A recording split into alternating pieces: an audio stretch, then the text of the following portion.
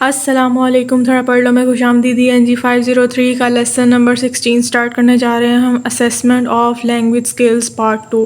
Topic number 84 grading and student evaluation. उनका कहना है कि आपके जो एकेडमिक जो रिकॉर्ड है या जो आपका पूरी एजुकेशनल लाइफ है वो उसका पता कैसे लगता है? ग्रेड से पता लगता है कि आपका ग्रेड क्या है, आपने क्या ग्रेड लिया है अपनी एकेडमिक लाइफ में। ए है आपका, ग्रेड बी है, तो ये किससे पता लगता है? ग्रेड आपके टेस्ट से पता लगता है। Our educational life are determined by the test grades that are obtained from test. ठीक है, तो उनका कहना है this doesn't depend on their performance skill, rather it depends on their grades.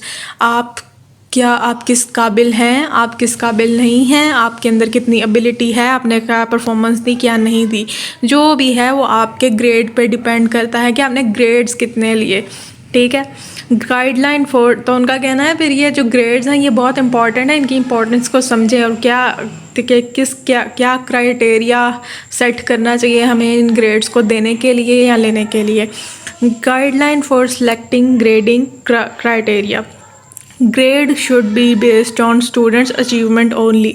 उनका कहना है कि ये बच्चा जिस काबिल है या उसने जो गेन किया है या जो उसने अचीव किया है टेस्ट में, सिर्फ ग्रेडिंग उस बेस पे होना चाहिए। ये नहीं होना चाहिए कि जी आप बिला वजह बच्चे के ग्रेड को कम कर रहे हैं। अगर कोई बच्चा एब्सेंट है तो आपने उसके फाइनल जो है एग्ज़ाम के मार्क्स काट लिए। आपने अगर वो क्या कहते हैं बैड बिहेवियर है उसका क्लास में या सुस्ती का शिकार रहता है तो आपने उसकी वजह से उसके नंबर काट लिए।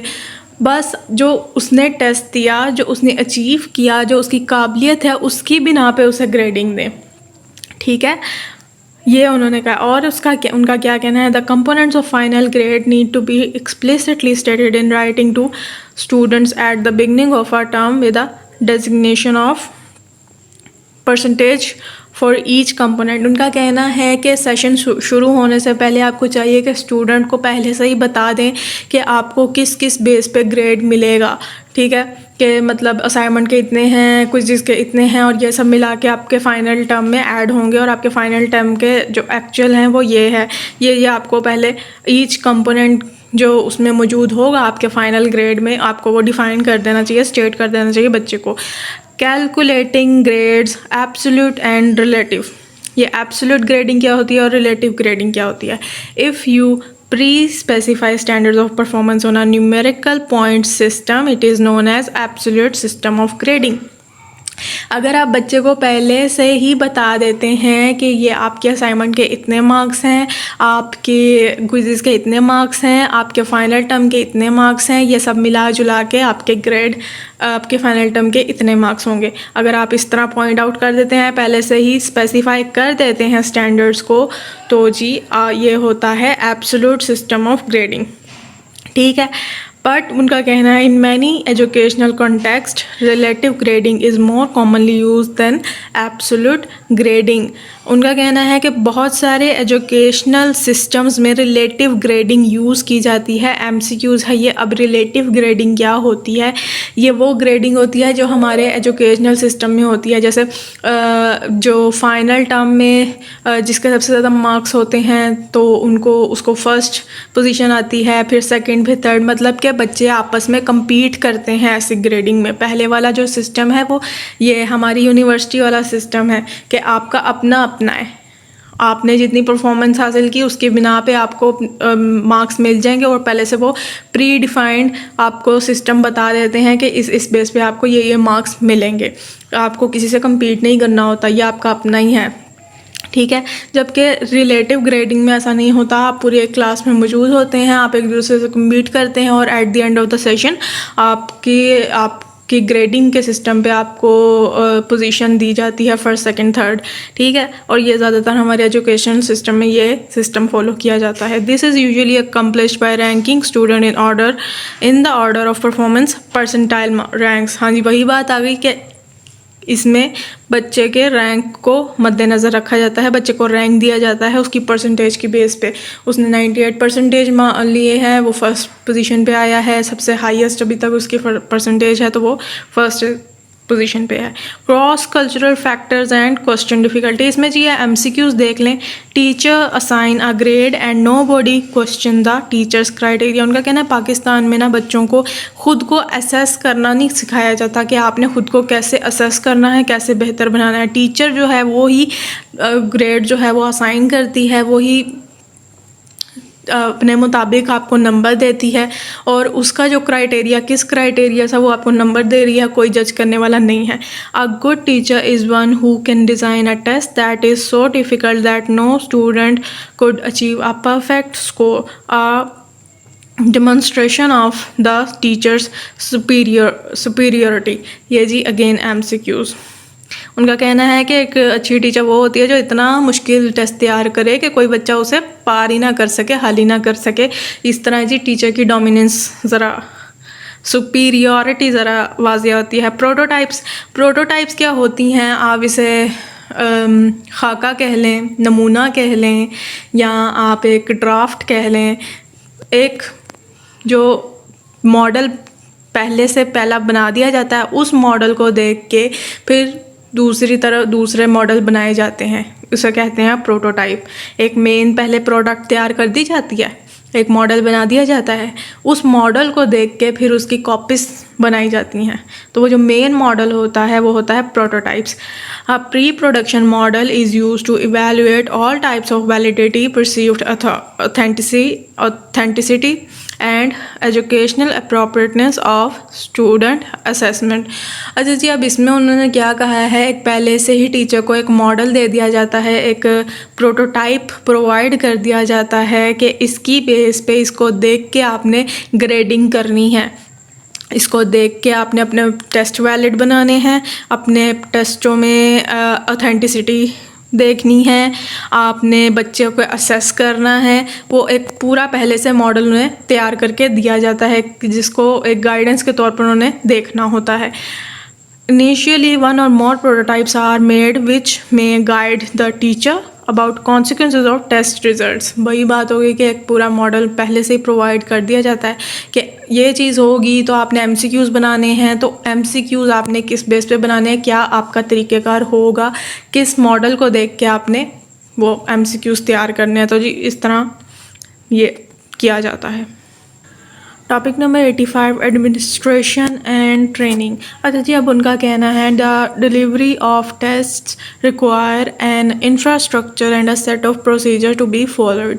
टेस्ट बनाने में भी या टेस्ट का जो शुरू से प्रोसेस है एक बनने में, आगे प्रिंट होने में, या जो भी उसका प्रोसेस चलेगा उसके भी कुछ प्रोसीजर होते हैं, कोई रूल्स होते हैं, कुछ स्टैंडर्ड होते हैं जिनको फॉलो करना चाहिए। अब वो क्या स्टैंडर्ड है जी पढ़ते हैं। Essential thing for the administration of test. सबसे पहले जी कंस्ट्रक्शन सिस्टम। उनका कहना है कि जब आप भारी मिकदार में इतने ज़्यादा टेस्ट तैयार हुए, मतलब पेपर तैयार कर रहे हैं, तो आपको चाहिए कि आपका जो टेस्ट है उसकी सिक्योरिटी बहुत ज़रूरी है। ये नहीं है कि एक जैसे कि यहाँ पे एक शिफ्ट है, सुबह की शिफ्ट में आपने एक टेस्ट दे दिया, एक पेपर प्रोवाइड डिस्ट्रीब्यूट कर दिया बच्चों में। अब ये कि वो जब बच्चे पेपर दे के निकलेंगे तो जाहिर सी बात है वो सेकंड शिफ्ट वालों के ऊपर तो वो टेस्ट रिवील हो गया, पेपर लीक हो गया, आपकी सिक्योरिटी तो पेपर की नहीं रही, पेपर लीक हो गया। तो जी उनका कहना है इस हवाले से आप अपने टेस्ट या अपने पेपर की सिक्योरिटी को ज़रा ध्यान में रखा करें। यह भी एक रूल है कि आपका टेस्ट जो है वो रिवील ना हो पहले ही, ठीक है। Item writing and review. अच्छा जी, अब जो वो टेस्ट है उसमें क्या क्या आइटम्स होनी चाहिए। एक तो उसको लिखना आपको आना चाहिए, मतलब क्या MCQs देने हैं तो वो कैसे लिखना है, फिर क्या उसका तरतीब क्या होगी, पहले MCQs देने हैं या पहले ऑब्जेक्टिव देनी है, सब्जेक्टिव देनी है, सब्जेक्टिव देनी है तो पहले क्वेश्चन आंसर देने हैं या ट्रांसलेशन देनी है। इस तरह ये चीज़ें आपको देखनी पड़ती हैं, ये भी प्रोसीजर है, ये आपको फॉलो करना पड़ता है। Item writing and review. Writing test items is a difficult task, ठीक है। The most problematic task is to ensure the items meet the specification. जी MCQs के सबसे ज़्यादा मुश्किल कहाँ पे आती है कि जो आप आइटम्स टेस्ट में दे रहे हैं ना अपने बच्चे को, आप चाहे वो MCQs हैं चाहे वो कोई ऐसे है, वो आपके टेस्ट की स्पेसिफिकेशन के साथ मैच होना चाहिए कि आया कि वो जो टेस्ट का पर्पस है वो पूरा हो रहा है, जो आप टेस्ट करना चाहते थे, जो स्पेसिफिकेशन आप अपने टेस्ट में देना चाहते थे वो उससे मिल भी रहा है कि नहीं टेस्ट आइटम। ठीक है, आइटम बैंकिंग। अब उनका कहना है ऑल आइटम्स आर और task that survive review need to be banked और स्टोर्ड। अच्छा जी, सबसे पहले कि ये आपने अपने टेस्ट की सिक्योरिटी सही रखनी है, फिर उसके बाद आपने जो आइटम्स बीच में डालनी है वो क्लियर, मतलब कि ऑब्जेक्टिव्स आपको आपके क्लियर होने चाहिए। ठीक है, उसके बाद हमने रिव्यू करना है उसको, और रिव्यू करने के बाद उनका कहना है कि वो जो रिव्यू आइटम्स होंगी ना वो आपने बैंक्ड कर देनी है, मतलब कि वो स्टोर कर लेनी है कहीं पे एज आप क्या कह लें एक स्टोर सिस्टम, एक स्टोरेज के तौर पर, एक साइड स्टोरेज के तौर पर कि अच्छा ये मैंने ये टेस्ट बनाया है। ठीक है, ऑल आइटम्स और task that survive review need to be banked और स्टोर्ड। अच्छा, अब वो आइटम्स तो आपने स्टोर करनी ही करनी है, उन आइटम के आपने स्टैटिस्टिकल डाटा भी साथ स्टोर करना है, मतलब वो MCQs आपने स्टोर किया साइड पे, उसके आपने नंबर भी करने हैं कि एक MCQs कितने नंबर का होगा, इसके टोटल नंबर कितने होंगे, तो ये स्टैटिस्टिकल डाटा भी आपने साथ में स्टोर करना है। उस आइटम की आपने फैकल्टी फैसिलिटी वैल्यू भी आपने स्टोर करनी है कि मतलब वो जो है आइटम वो इजी है या वो टफ़ है, मेजॉरिटी स्टूडेंट्स उसे सही हल करेंगे या गलत हल करेंगे, इजी है या मुश्किल है, और उसकी आपने डिस्क्रिमिनेशन इंडेक्स भी आपने ऐड करनी है, मतलब कि उस आइटम की बेस पे आप ये फ़र्क कर पाएँ कि कौन सा बच्चा उस आइटम में क्या कहें काबिल है, कौन सा बच्चा उसमें लो है, मतलब कि बच्चों की स्ट्रेंथ और वीकनेस आप उस आइटम की बिना पे क्या कहें इवैल्यूएट कर सकें। डिस्क्रिमिनेट इंडेक्स यही होता है कि डिस्क्रिमिनेट कर सकें, फ़र्क कर सकें वो बच्चे जो काबिल हैं वो बच्चे जो काबिल नहीं हैं उस चीज़ को करने में, उस टेस्ट को पार करने में। This allows test assemblers to find items that meets a specific criteria. ठीक है, प्रिपरेशन एंड डिस्पैच। अच्छा जी, अब आपने टेस्ट बना लिया है, रिव्यू कर लिया है, स्टोर भी कर लिया है, उसके बाद जी अब आपने वो डिस्ट्रीब्यूट करना है टेस्ट। नहीं, sorry, preparation and dispatch. The presentation of a test should be uniform across all forms. उनका कहना है कि आपने जो टेस्ट तैयार किया है वो तमाम फॉर्म्स में एक जैसा होना चाहिए। अगर आप कंप्यूटर पे दे रहे हैं तो भी वो MCQs की शक्ल के ही लगने चाहिए, कोई और ना इंटरफेस आ जाए। ठीक है, और अगर प्रिंटेड फॉर्म में है तो भी वो उसी फॉर्म में है, मतलब फॉर्म में हो, कोई अलग फॉर्म ना हो, मतलब कि font style, font type, style या साइज़ एक जैसा ही हो। फिर जी आपने जब ये कर लिया, प्रेजेंटेशन आपकी एक जैसे होगी, उसके बाद आता है डिस्ट्रीब्यूशन सिस्टम। डिस्ट्रीब्यूशन, अब आपने अपने टेस्ट की डिस्ट्रीब्यूशन करनी है। प्रिंटेड फॉर्म्स जो है आपके टेस्ट की प्रिंटेड फॉर्म्स वो सेंटर्स में जब जाएंगी जहाँ पे टेस्ट लिए जाएंगे, तो उनका कहना है एक तो ये कि आप जो है रसीद, एक वो मुकम्मल एक रिकॉर्ड जो है वो उसका बनाएं कि कहाँ कौन से सेंटर्स में कितने टेस्ट गए, क्या उनके नंबर्स थे। Number of test dispatched need to match the number of test takers registered. उस इदारे में जहाँ पर टेस्ट लिए जा रहे हैं वहाँ पे जितने भी टेस्ट देने वाले रजिस्टर्ड हैं उनके नंबर्स के साथ मैच होने चाहिए आपके टेस्ट। मतलब एक स्कूल है ना, गवर्नमेंट स्कूल, वहाँ पे उतने ही टेस्ट जाएंगे जितने वहाँ पे बच्चे आएंगे देने के लिए। तो ये क्लियर रिकॉर्ड्स होने चाहिए, आपको रखने चाहिए, ये भी है डिस्ट्रीब्यूशन सिस्टम में। ट्रेनिंग आ जाती है। अब उनका कहना है the training of all staff who administer test is important. जी आपके जो प्रोफेसर या टीचर जो आपको टेस्ट देगी ना, उसको भी ट्रेनिंग की ज़रूरत है। ये नहीं है ऊंची ऊंची बोल रही है वो और बातें शातें गप्पे लगा रही हैं क्लास में, बच्चे टेस्ट दे रहे हैं तो वो गप्पे लगा रही हैं आपस में, उनको भी ट्रेनिंग की ज़रूरत है। If the invigilator is interrupting test takers, it can also affect their score. Hence, a general training of test administration staff is very important. हाँ जी, वही बात होगी, अगर आपका जो निगरान इम्तहान है वो अगर इंटरप्ट कर रहा है टेस्ट लेने वालों को, तो जी उनके स्कोर पे असर पड़ सकता है, तो ज़रा ट्रेनिंग की ज़रूरत है इन लोगों को भी। Topic number 86, ethics and fairness. जी शोहामी ने जो एथिक्स होते हैं टेस्ट के, मतलब के आदाब जो हैं टेस्ट के, उसको उन्होंने क्रिटिकल पेडागोजी भी कह दिया है और क्रिटिकल लैंग्वेज टेस्टिंग भी कह दिया है। ये एमसीक्यूज याद रखना है, और ये भी MCQs test are most powerful as they are often the single indicators for determining the future of individual. ठीक है, इस पूरे टॉपिक में बस आपने ये याद रखना है कि उन्होंने सिंपल कहा है कि जो आप स्टैंडर्डाइज भी टेस्ट अगर आप कहते हैं ना, ये जो इंटरनेशनल टेस्ट होते हैं, इनके भी जिसे कहें एथिक्स नहीं है। ठीक है, वो जो टीचर टेस्ट बना रही है उसका एक अपना कल्चरल बैकग्राउंड है, उसकी अपनी सोचें हैं, उसने अपने सोच से बनानी है। अनबाइस्ड अगर आप कहेंगे ना कि टेस्ट, तो वो नहीं हो सकता। यही है एथिक्स के। टीचर जो है अनबाइस्ड होके टेस्ट बनाए, अनबाइस्ड होके स्कोरिंग करे, अनबाइस्ड होके बच्चों को एक पुरखुलूस तरीके से सिखाए। ठीक है, यही होती है टेस्टिंग। तो जी ये नहीं है, बस सिंपल है उनका ये कहना है। जो टेस्ट डिज़ाइनर होते हैं, they are always in a position of power over test taker. पास, ख़त्म। इस पूरे टॉपिक में यही कहा गया है। Topic number 87, alternatives in assessment 1।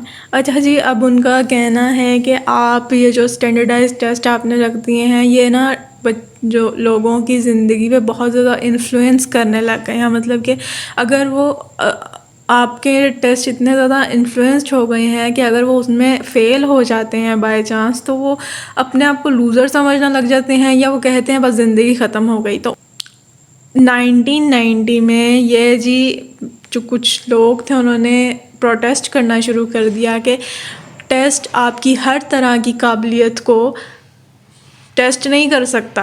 मतलब कोई भी टेस्ट, कि आप ये कहें कि आप कोई टेस्ट देने गए हैं और आप उसमें फ़ेल हो गए हैं, तो आप बिल्कुल ही लूज़र हैं, आप में भी कोई ना कोई कैपेबिलिटी होगी। तो इसके बदले में फिर एक नया जो आया कॉन्सेप्ट आया, उसे क्या लेबल किया गया? अल्टरनेटिव असेसमेंट उसे लेबल किया गया। ये अल्टरनेटिव असेसमेंट क्या है? उन्होंने कहा है कि कुछ दूसरे तरीके भी हो सकते हैं जिसकी बिना पे आप अपने बच्चे को असेस करें। ज़रूरी नहीं होता कि आपने एक टेस्ट ले लिया at the end of the session और जितने उसमें नंबर आए तो आपने उसकी बेस पे उसे अच्छा या बुरा करार दे दिया। उसमें और भी काबिलियत हो सकती है।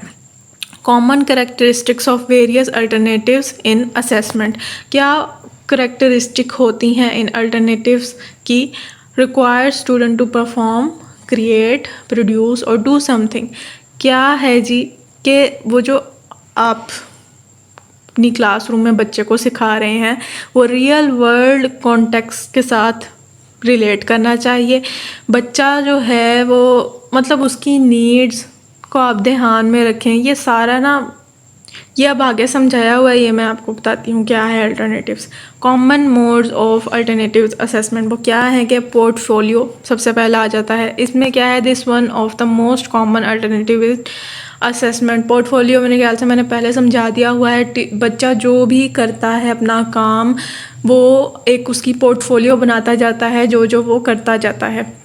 ठीक है, उसकी बेस पे जी उसे असेस करें कि वो किस चीज़ में काबिल है, किस चीज़ में वो एक्सेल कर रहा है। जो उसने अपना पोर्टफोलियो बनाया, वो राइटिंग के मामले में अच्छा है तो वो एसेस वगैरह लिखेगा और उसको अपने पोर्टफोलियो में डाल देगा। या सारे आगे मिसालें दी गई हुई हैं। ठीक है, जर्नल इसमें आ जाते हैं। Journal is an account of one's thought, feelings, reactions, assessment, ideas और प्रोग्रेस टुवर्ड गोल्स।